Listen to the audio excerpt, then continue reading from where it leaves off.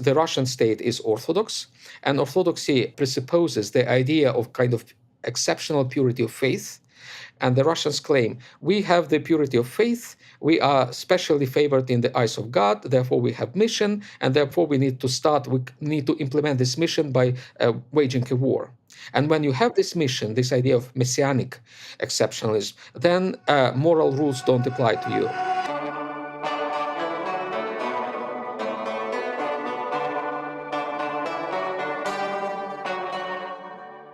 Hello, and welcome to Faith at the Frontiers, a podcast that confronts challenges to the Christian faith with hope.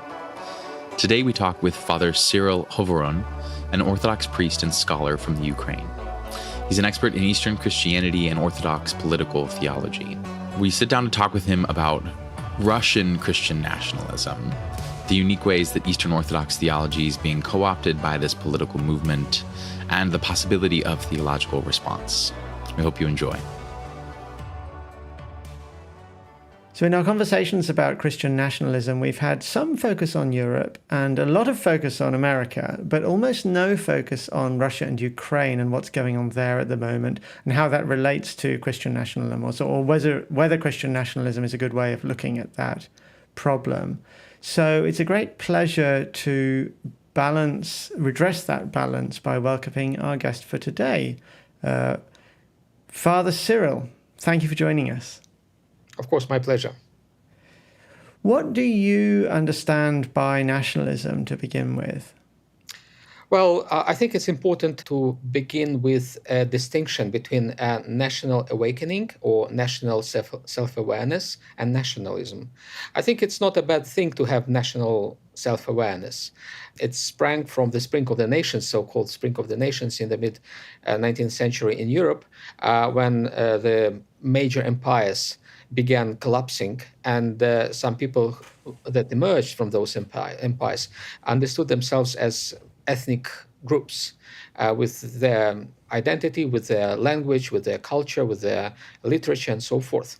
And it was a good thing. Ukraine actually adopted its own national identity in the same period of time when, for example, Italians adopted their identity as Italians, not just, those city-states. Well, even French developed further their French identity. What sort of time frame are we looking at then? Yes, it's the middle of the 19th century. Basically. Yeah, okay. So there's the emergence of nation states. The nation states. At that time, it was a really emancipatory movement, a movement of national awakening. And it was not bad. It was good. And it was really against the imperial states somehow. And it contributed to the development of those nations that emerged from the empires eventually. Those, at least, who managed to emerge from the empires. Ukraine was a bit delayed with the emergence from the Russian Empire. Actually, Ukraine belonged to two empires at the time, the Austro-Hungarian Habsburg Empire and the Russian Empire. That must have been awkward and a cause of conflict in some places. Yes, it was not easy. And no nation had it easy. The kind of struggling for their independence, but many of them managed to get independence and become the nations as we know them nowadays. I would say that even the American nation, somehow emerged in the same period of time. So even the American people were affected by this European trend of the emergence of nations. Well, America emerged from the British Empire, after all. Yeah, it was our colony gone wrong, I'm supposed to say at this point. Well, that's another topic. I shouldn't really say that too much because now I'm living in America, but yeah. That's right. Right, it's dangerous indeed. Even more for me because I'm on the American visa. But then things started developing differently, I would say. Some nations that developed their distinct national identity adopted a feeling that they have some kind of exclusivity for their identity. And from the religious perspective, they started seeing themselves as a kind of special in the eyes of God. That's how exceptionalism emerged. And there were different sorts of exceptionalism. Well, there is American exceptionalism, which is very strong, and it's kind of embedded in the American DNA in a sense. But other European nations also had this exceptionalism. Take Germany, for example. Germany started both wars, the World War I and World War II, out of this idea of their own mission, exceptional mission. And actually, especially in the World War I, the Germans believed that they have a mission from God, to be like God's hammer to smash all those liberal decadence, especially coming from France, and that was one of the reasons, important reasons for the World War One. And then the World War Two came, and when the Germans again had this mission, this idea of their mission of liberate, save the world from the Jews.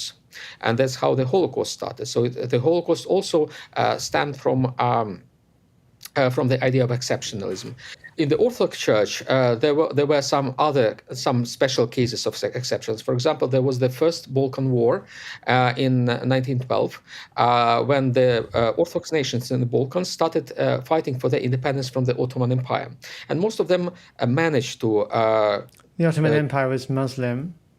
Well, it was Muslim, but it had a significant Orthodox population. Actually, the majority of the minority in the Ottoman Empire was Orthodox, and they managed through the Balkan War, first Balkan War, to gain their independence. But soon after that, they started fighting each other as Christian nations, and that's how the Balkan War II started. And then eventually, some scholars say that the Balkan War III started, which developed into the World War One, and some people say that the World War One started as the third Balkan War in the among the Orthodox nations. Take Serbia. Serbia played an important role. All those things happened because of the growth of the national exceptionalism, what can be also called nationalism. So nationalism is different from the national awakening. Nationalism, I believe, it's a bad thing by definition, because nationalism presupposes that I love my nation, I cherish my identity, but I really see my nation as exceptional, as superior to other nations, especially to my neighbors. It's different from the national awakening, when I love my nation, but I also respect other nations. So this is a healthy, I think it's a healthy attitude, when I respect other nations and I treat them, equally, like myself, according to the gospel. But when nations started treating others as inferior, this is really a dangerous thing, and that's how exceptionalism emerges. Exceptionalism can be not just nationalistic; it can also be imperial. Well, I think there's not as much of a difference between exceptionalism and imperialism the way you've outlined it. Because if you're saying, Yes, exactly. my nation is superior, I have a mission to bring my superiority to other nations, you're essentially being imperial in your impulses, right? Exactly. The only difference is that when we are talking about the national exceptionalism, it applies to one ethnic group. When we talk about the imperial exceptionalism, it applies to a super ethnic group, a group that includes different nations, like take Austro-Hungarian Empire, which at some point became really exceptionalistic as well. And it included different nations like Hungarians, Austrians, and then Czechs and Slovaks and so forth, all those multiple nations in the Eastern Europe. Or take modern Russian state. It's not really nationalistic. What we are talking when we are talking about Putin's state, it's not really a nationalistic case. It's a case of I would call civilizational or imperial or neo-imperial exceptionalism, when they believe the Russian identity, yes, it's important, but it's not everything about Russia. Russia wants to include other ethnic groups, including Ukrainians.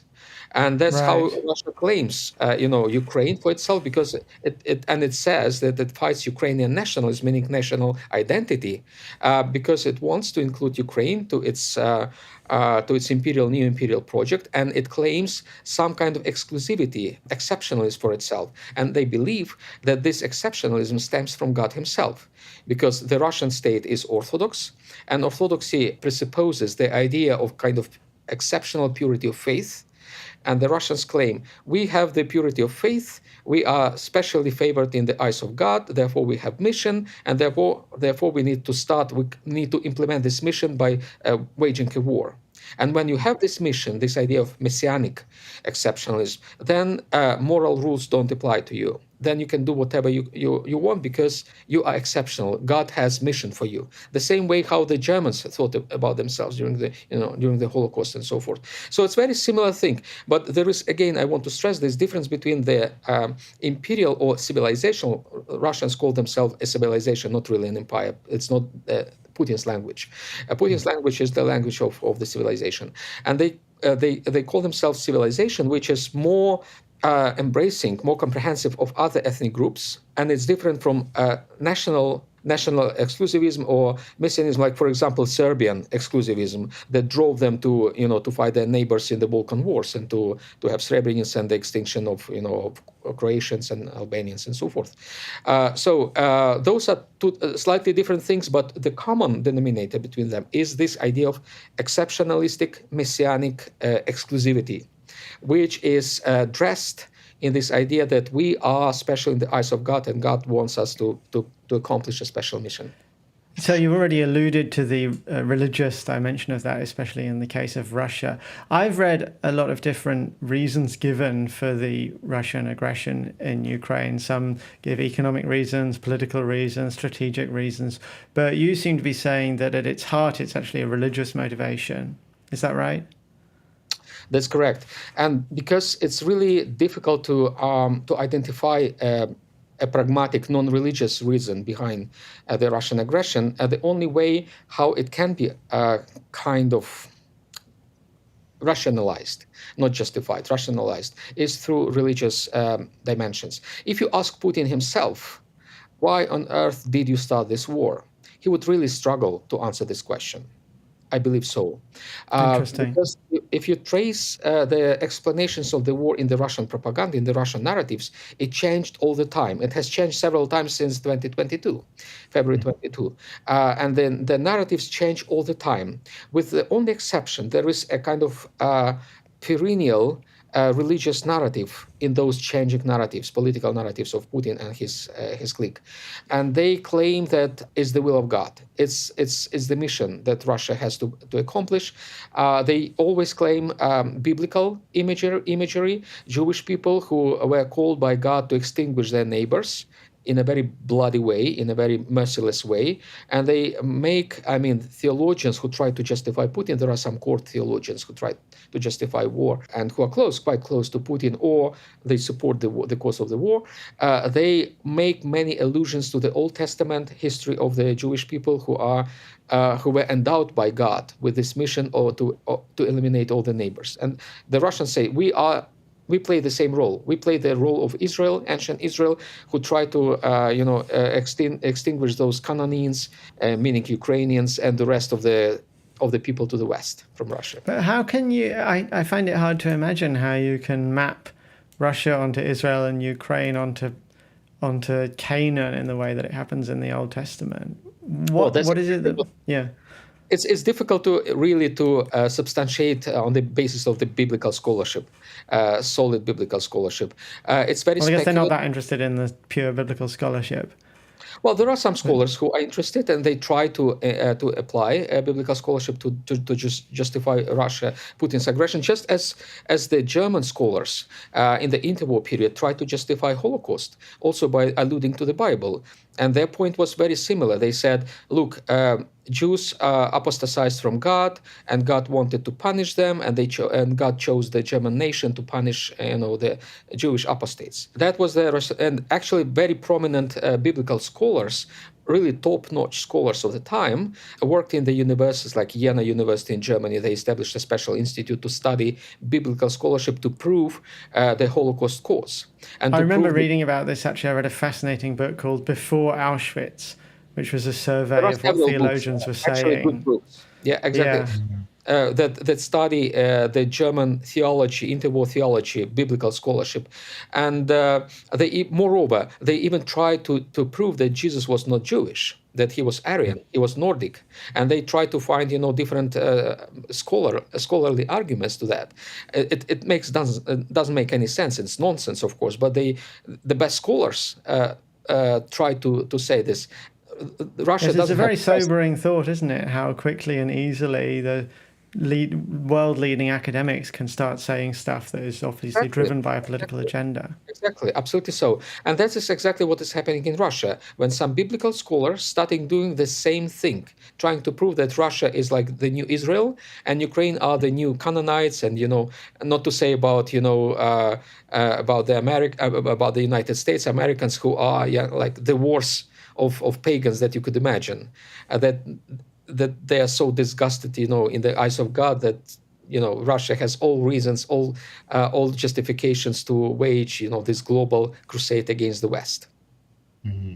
Yeah, it's really, I find that just fascinating because, I mean, on the one hand, once your country has committed to itself to genocide or whatever, like, do people need the justification? They're already just going to do it anyways. But I guess it's like a post hoc justification.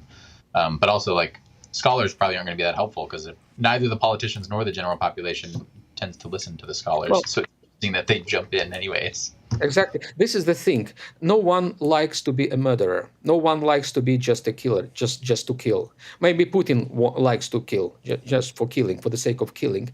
But people need some kind of, noble cause, some kind of justification. And the more sacred, the more biblical it is, the more theological it is, the better it is. That's why they really employ the scholarship and theology to justify why they kill people, why they commit genocide, just like the Germans, Nazis did with their own biblical and theological scholarship. So that the best theologians, I would say, of the time sided with the Nazi and tried to find theological and biblical justification for the But this war. gets really complicated because you can have people with religious motivations giving sort of non-religious justifications for it, and you can have vice versa, right? You can have people whose core motivation is they just want to make lots of money, but they put a religious veneer on it. And now I'm hearing two different things right now, that there's religious justifications after the fact that are not the real reason why Russia is invading Ukraine. But then you're also saying the real reason is also religious. Well, Russia is big, and many people have many different justifications. Even if you take Putin himself, just one person, still you can see. I think he evolved in reasoning about the war, in trying to explain the war to himself. Still, I think I'm quite convinced that he struggles to explain this war to himself, honestly. Whenever he is honest to himself. And he tries different justifications, including theological ones. Well, the war now happens for more than 3 years, and different narratives emerged to explain this war. And again, different groups of the Russians. Some Russians don't care about religious justifications. They just they want to get rid of their mortgage. They want to repay their bank debts, and they go to fight and to kill Ukrainians in order to get rid of their debts. Many Russians do so, but for many, it's not enough. Many want some kind of religious justification, and the church provides them with this justification. And that's where the church steps in and starts playing a major role as a rationalizator, so to say, a justificator of the war on the basis of theological arguments. And this is really a major crime, and I would say a major deadly sin that the church, Russian Orthodox Church, is committing. So how do they see themselves as being like Israel? I'm genuinely curious. Well, it has to do with the idea of exceptionalism. Israel was exceptional. We accept it as Christians, right? And it's hard to be a Christian and not think that, yeah. Exactly. You can take this exceptionalism in different ways. You can see it as really a hard mission to promote monotheism among the pagans, what the Jewish people did, right? It was really hard to do so.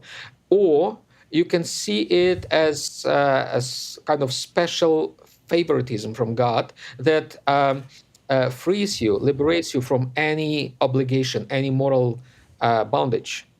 This is a wrong exceptionalism that some European nations were trapped in, like I mentioned, Germans, not just Germans, some other. Take Italians, for example, under Mussolini. They had the same kind of problem. Mussolini also believed in a special mission from God. Mussolini wanted to restore, he wanted to make Roman Empire great again. And he had like this great mission of recreating this Roman Empire, just like Putin wants to make Russia great again, or Holy Rus great again, or like Hitler wanted to make Holy Roman Empire great again. So all of them had this special mission. And Russia is not an exception. Russia is on the same mission, very badly understood exceptionalism. It's a sort of deviation of the very idea of orthodoxy, of the purity of faith.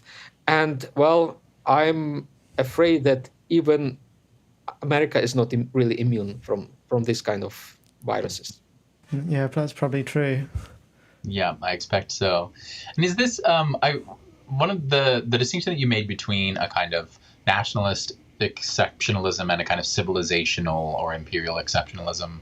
One of the things I was curious about is when Russia is doing that, is that a way of saying this civilization is more foundational than these national identities, Yeah. and so we're calling these people back to this, right? So it's kind of anti-national. It's not. It's not saying this civilization is multicultural and we want to bring all these people Yeah. together, right? It's basically saying like whatever is different about us, we need to get rid of, and they need to come under this kind of one, And so it's similar to nationalism in that it's saying like you Yeah. should be like this, but it's saying this is broader and more foundational even than nation states Yeah. for how Russia conceives of it. Is that right? That's right, absolutely so. I think it's important also to distinguish between two ideas of civilization. There is a classical ancient Greek idea of civilization that goes back to Herodotus. He actually coined this term of civilization in the wake of the Persian intrusions to Greece. And the Greeks, in order to oppose, to resist the Persians, they invented this idea that we are the civilization and the Persians are barbarians. So that is the original idea of civilization as opposite to the barbarianism.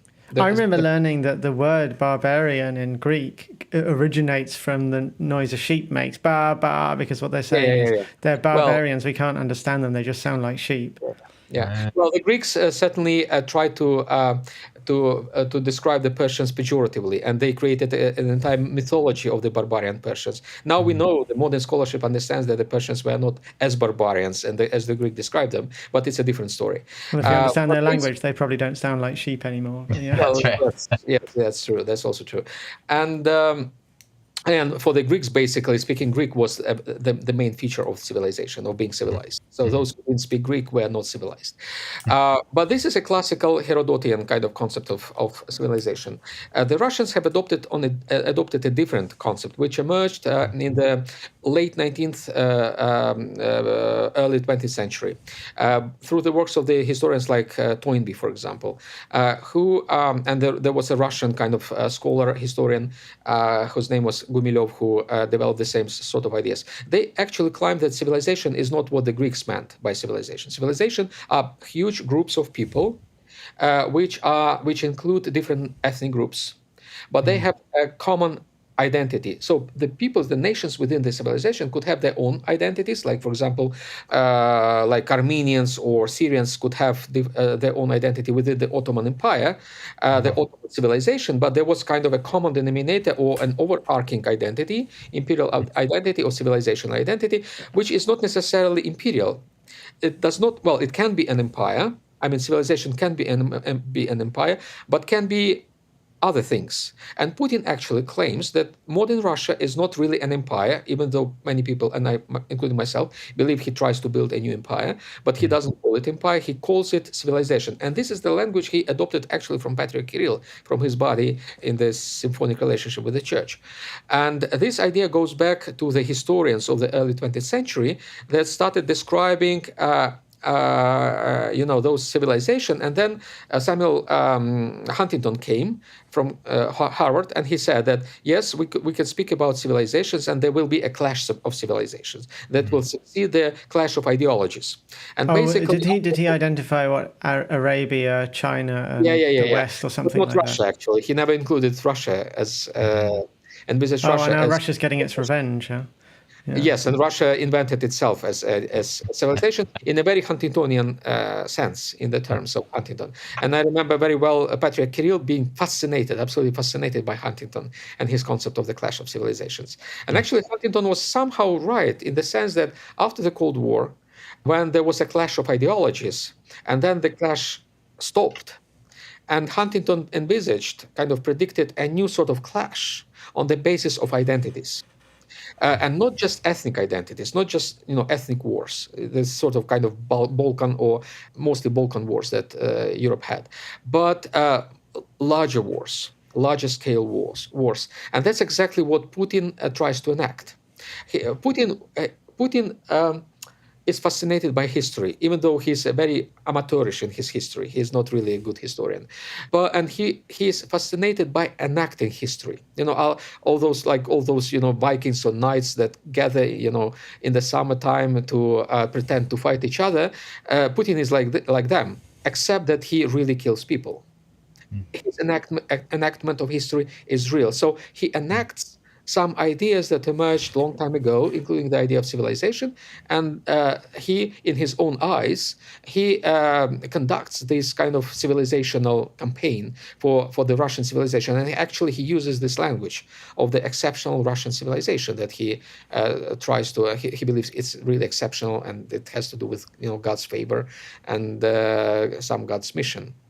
And so so we've been talking a lot about Christian nationalism, and I think in some way this is a cousin to that, but it's being conceptualized in some slightly different ways, and also drawing then on particularly the kind of Eastern Orthodox tradition to do that, whereas most of the other ones we've talked about are kind of drawing on Western Christendom or Protestant kind of theology.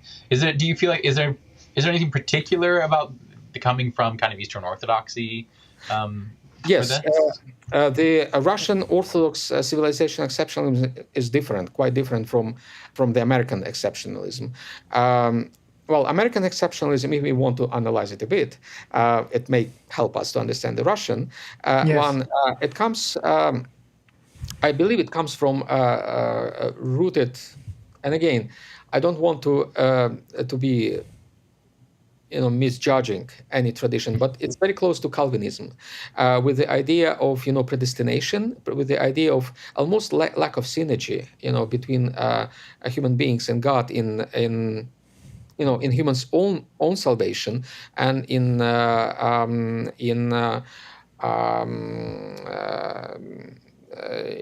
in the accomplishing mission. So it's the mission is almost given. I mean, the goal of the mission and the results of the American mission, they're almost given, and like predestined by God.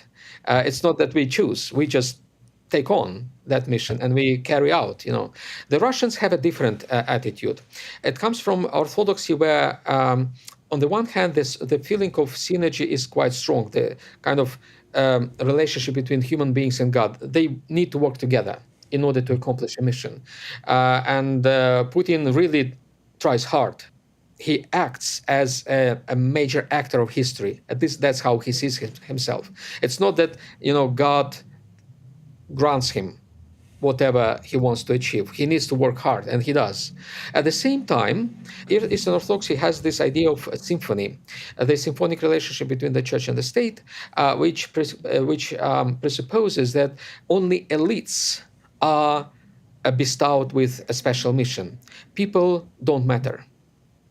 Elites matter. Political elites, political establishment matters. That's why Putin just disregards what ordinary Russians think or do.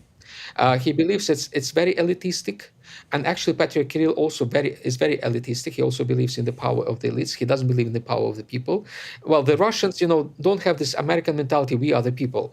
Mm-hmm. Well, they have, in a sense, they can say we are the people, Putin and his clique, in the sense that Putin and my friends are the people, not the rest of the people. They're the only people who really matter, yeah. They don't matter. The rest of the people don't matter. And they believe that they have special relationship, with God. They need to work hard to achieve their goals. And that is their driving force in accomplishing their mission as they envisage it. And that is the difference I believe, with the American kind of, with the American attitude, exceptionalism. What's your sense of how widespread this view is within the Russian Orthodox Church? Are most Russian Orthodox on board with this? Or do you know? Yeah, I believe so. Moreover, I would say that the Russian Orthodox Church is the protagonist of this kind of thinking and this kind of philosophy/theology. Moreover, I am afraid that after Putin falls, and it will happen inevitably, he's not eternal, even though he believes that he will live until 150 years or so. That is one of his crazy ideas. But he will die eventually. And after he dies, I'm afraid Putinism will survive. And I'm afraid that the church will be the main vessel vehicle for Putinism to continue after Putin. So that is a difference between like Russia and Germany, the German situation. After the World War II, when Germany was liberated from Nazism, some methods and techniques were applied to the German, so to say, psyche, German people, how to heal people from this malady, from this kind of madness that they had. And some psychiatric methods of the time were applied and those methods were especially popular in the United States, and they were imported to Germany from the United States. They essentially presuppose that you need to find a relatively healthy spot in the brain, a damaged brain, and then to try to expand this healthy spot, relatively healthy spot on the entire brain. So that was the technique that some kind of wise Americans applied to Germany, and they found the church as a relatively kind of healthy spot in the German nation, in the German Did psyche. they?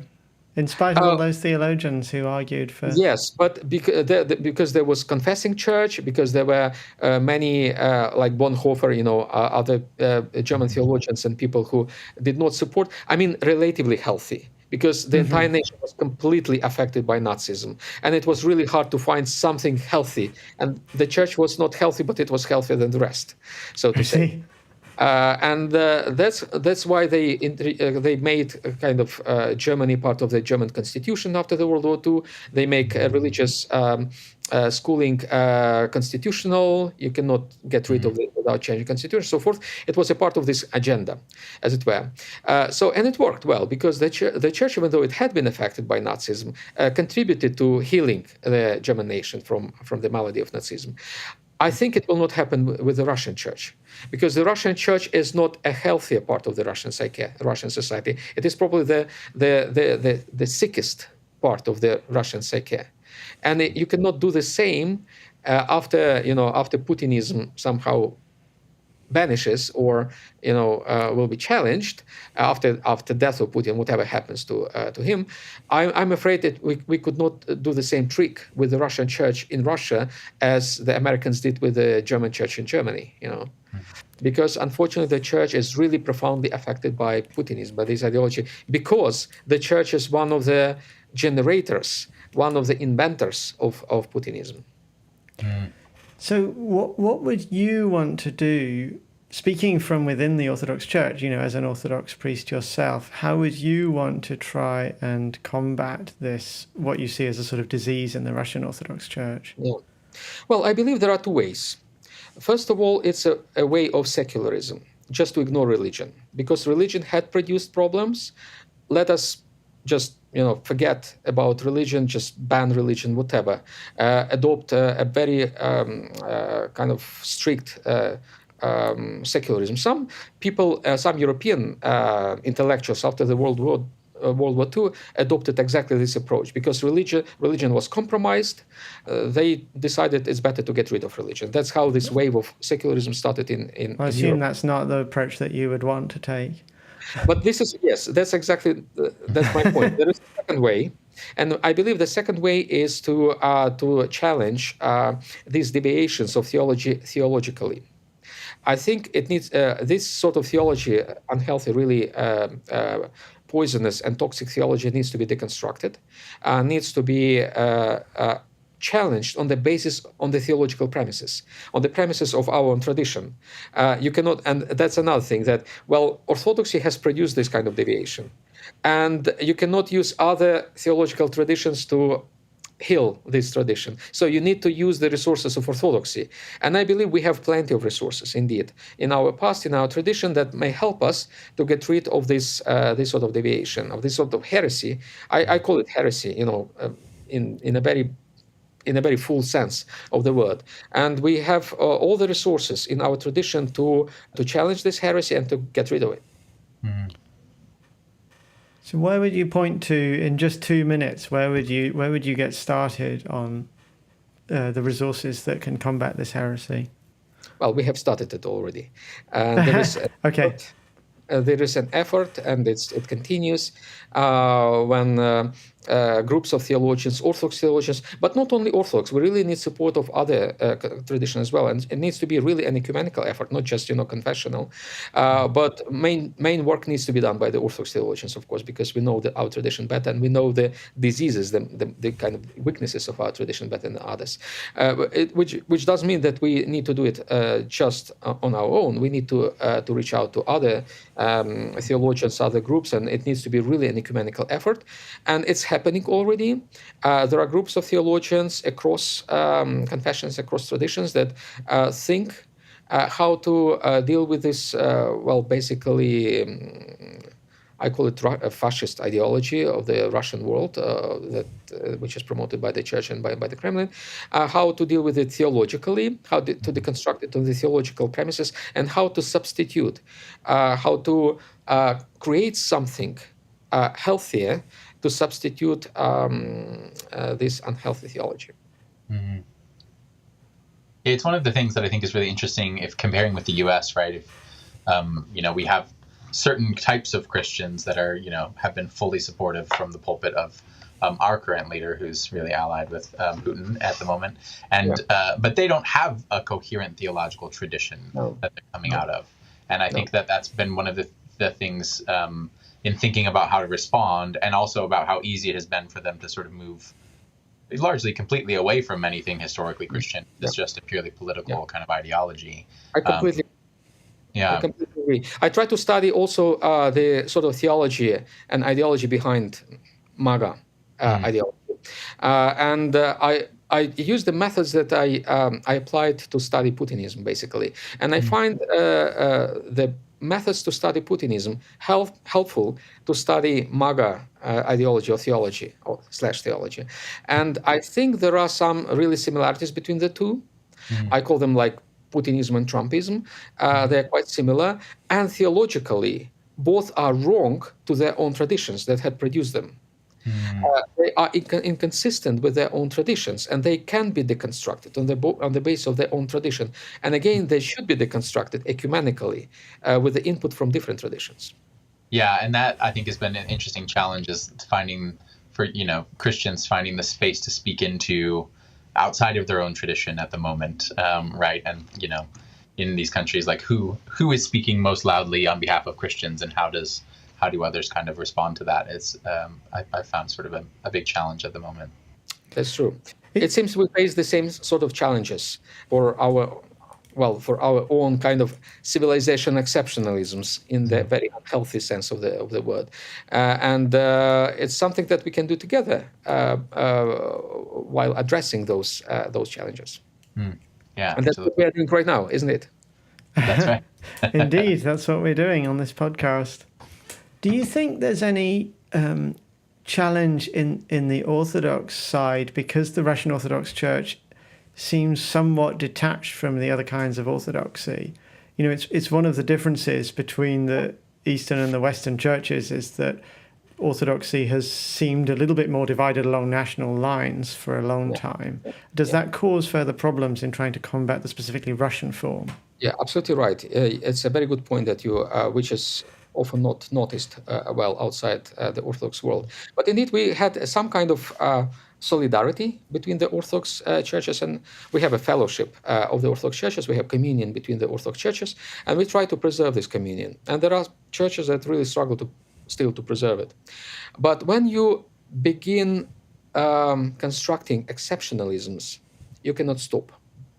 So you start with exempting yourself from the rest of the world, emphasizing the Orthodox civilization versus the Western civilizations, and then you can't stop. And then you keep fragmenting your own tradition, your own civilization, as it were. And that's what happened to the Russian church. They cannot stop, and they just ended up in, so far at least, in exempting the particularly Russian version of Orthodoxy among other Orthodoxies, and they call the rest like not quite Orthodox, and they call themselves the truly Orthodox, and we don't know where it will end. What will be the end of the road? But this is actually the thing about exceptionalism. Once you start practicing it, you can't stop until it consumes yourself. Well, I'd hate to end on that slightly less hopeful note. Do you Well, see there's any always hope. hopeful resources from within Russian Orthodoxy then? Yes, I believe so. Yes. Well, Russian Orthodoxy was not always bad, and it still has resources inside it, and it stems those resources stem from Orthodoxy itself. I believe the Orthodox tradition is super resourceful in dealing with these kind of challenges, and just like. For example, Lutheranism or indeed a Reformed tradition in Germany found resources to overcome Nazism. Yes, Lutheranism, in a sense, and Calvinism and Reformed tradition contributed to collaborating to the collaboration of the churches, German churches, with the Nazi regime. At the same time, the same tradition contributed to healing process, and I believe the same applies to the Orthodox tradition. So there is always hope, and I'm pretty sure. I'm like not 99%. I'm 100% sure that this healing process will happen sooner or later. But it will not happen on its own. It requires synergy. It requires collaboration between theologians, and church figures and people of faith to do it together. We are participants in the saving grace of God. Exactly. Yes, that's a truly Orthodox way of thinking about it. That's how we think about it, yes. So thank you very much for your insights, Father Cyril. Really appreciate it. Of course. Thank you for listening to Faith at the Frontiers, a podcast that confronts challenges to the Christian faith with hope. If you liked this episode, then do subscribe to hear more like it in the future. For now, goodbye.